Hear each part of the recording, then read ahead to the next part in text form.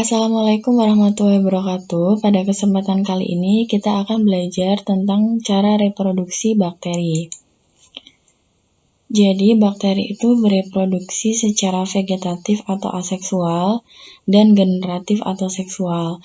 Vegetatifnya itu melalui pembelahan langsung, yaitu disebut sebagai pembelahan biner. Selanjutnya yang generatif atau secara seksual ini melalui pertukaran atau rekombinasi DNA dengan bakteri lain. Jadi yang dimaksud dengan seksual dan aseksual pada bakteri dengan seksual dan aseksual pada organisme multiseluler itu berbeda ya. Kalau pada organisme multiseluler itu kan melibatkan dua individu, kemudian ada sel gamet atau sel kelamin. Namun karena bakteri ini hanya terdiri dari satu sel, maka yang dimaksud dengan generatif atau seksual itu hanya melalui pertukaran materi genetik saja dan melibatkan dua individu bakteri. Yang pertama, pembelahan biner. Yang dimaksud pembelahan biner itu pembelahan secara langsung ya, jadi dari satu sel menjadi dua sel secara langsung tanpa mengikuti kaidah pembelahan secara mitosis. Pembelahan mitosis itu yang bagaimana? Kan ada tahapan-tahapannya, yaitu mulai dari profase, metafase, anafase, telofase. Nah, kalau pada pembelahan bakteri yang secara pembelahan biner ini, dia tidak mengikuti kaidah tersebut. Jadi langsung dari satu sel menjadi dua sel. Caranya bagaimana? Kita perlu ingat bahwa bakteri ini kan dia suatu sel prokariot ya, yaitu materi genetiknya hanya terkumpul di daerah inti atau disebut sebagai nukleoid tanpa diselubungi oleh membran inti ya. Jadi dia antara materi genetik dengan sitoplasmanya ini dia tidak terpisah. Yang terjadi yang pertama adalah duplikasi dari kromosom. Kromosomnya itu diduplikat terlebih dahulu, menghasilkan dua set kromosom. Kalau sudah, maka terjadi proses elongasi atau pemanjangan sel. Selnya akan memanjang, lalu si kromosom yang sudah terduplikasi itu akan menuju ke masing-masing ujung sel, kemudian yang tengahnya akan terbentuk lekukan penyibakan lekukan, sehingga terbentuk dua sel yang sama.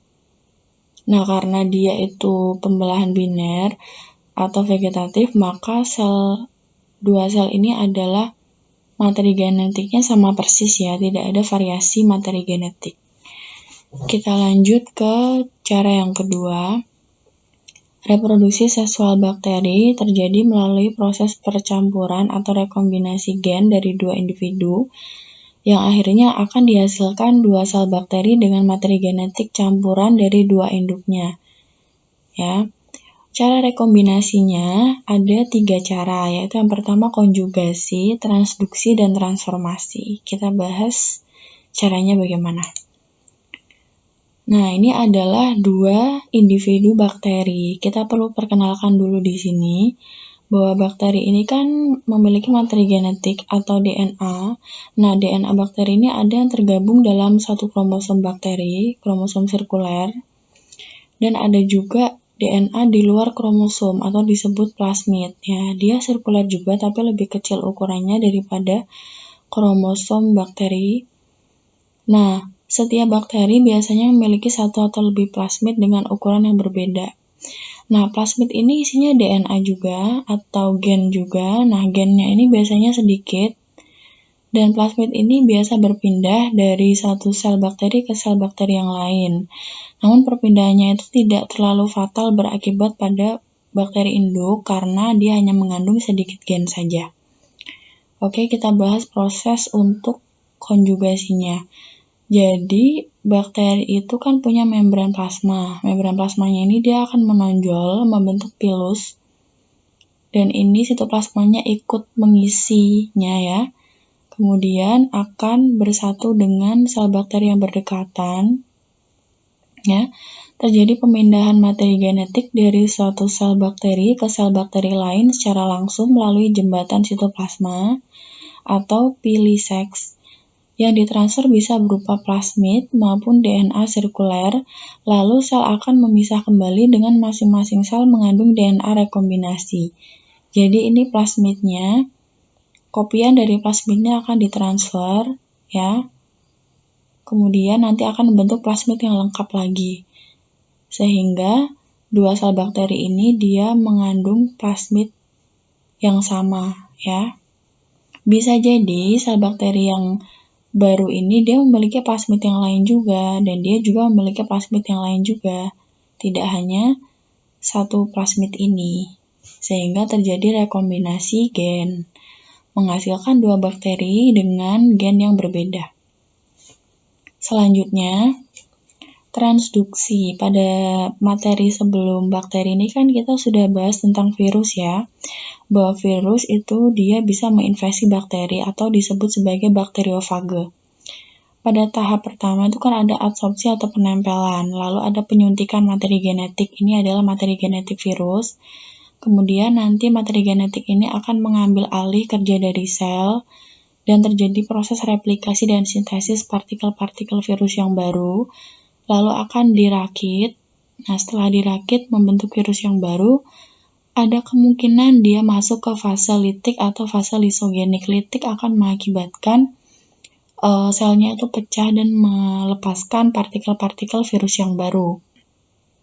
Nah, partikel virus yang baru ini ada kalanya membawa gen atau DNA dari bakterinya, ya. Kemudian saat dia keluar dan dia menginfeksi bakteri yang lain, dia secara tidak sengaja dia kan akan mengulangi proses yang sama, yaitu menyuntikkan materi genetik. Nah, secara tidak sengaja dia juga menyuntikkan DNA dari bakteri yang sebelumnya. Lalu DNA itu nanti akan menyisip di plasmid atau di DNA kromosomal. Nah, ini akan terbentuk profage ya. Profage itu kan gabungan dari DNA virus dengan DNA bakteri. Seperti itu ya. Jadi terjadi rekombinasi karena ketidaksengajaan dari gen bakteri yang terbawa oleh virus yang menginfeksi. Seperti itu. Selanjutnya yang terakhir, yaitu syarat transformasi. Bakteri ini kan ada hidup bebas di alam semesta ya. Ada bakteri yang misal terkena infeksi virus, dia akan lisis, mengeluarkan virus-virus baru dan sekaligus mengeluarkan materi genetiknya ke lingkungan. Ada juga bakteri yang memang dia sudah saatnya mati dan dia akan membebaskan fragmen-fragmen DNA-nya ke lingkungan. Nah, bisa jadi apabila ada bakteri dengan spesies yang sama dan hidup di daerah yang sama, dia akan mengambil fragmen-fragmen DNA yang ada di dunia luar dan menyisipkannya ke DNA-nya sendiri atau ke plasmidnya sendiri. Nah, jadi terjadi pengambilan langsung sebagian materi genetik dari bakteri lain yang sebelumnya telah pecah. Nah, ini bisa jadi apabila ada dua klon bakteri, jadi bakteri yang bersifat toksik dan bakteri yang tidak bersifat toksik, bisa jadi bakteri yang tidak bersifat toksik itu nanti akan mendapatkan sifat toksik dari bakteri yang toksik. Kenapa? Karena nanti fragmen toksiknya ini bisa saja diambil oleh bakteri yang sebelumnya tidak bersifat toksik, ya. Nah, sebenarnya untuk apa sih bakteri melakukan perkembangbiakan secara seksual dan aseksual itu? Yang pertama, kalau perkembangbiakan secara seksual itu dia kan prosesnya lebih cepat ya. Namun, kekurangannya adalah tidak terjadi rekombinasi genetik sehingga tidak terbentuk variasi baru. Padahal kan lingkungan itu kan menuntut kita untuk atau organisme untuk melakukan perubahan atau ada variasi seperti itu, supaya lebih bisa sintas di lingkungan atau lebih bisa bertahan hidup di lingkungan. Ya, sedangkan untuk perkembangbiakan secara generatif atau yang melibatkan dari proses rekombinasi genetik itu akan memunculkan bakteri dengan variasi yang banyak, sehingga kemungkinan bakteri tersebut untuk bisa bertahan hidup di lingkungan yang baru itu lebih tinggi, seperti itu. Ya. Nanti pada ujungnya juga kalau sudah terbentuk variasi yang baru ini, dia bisa juga mengalami pembelahan biner. Jadi setelah rekombinasi gen, dia melakukan juga pembelahan biner seperti itu ya. Jadi tidak berhenti.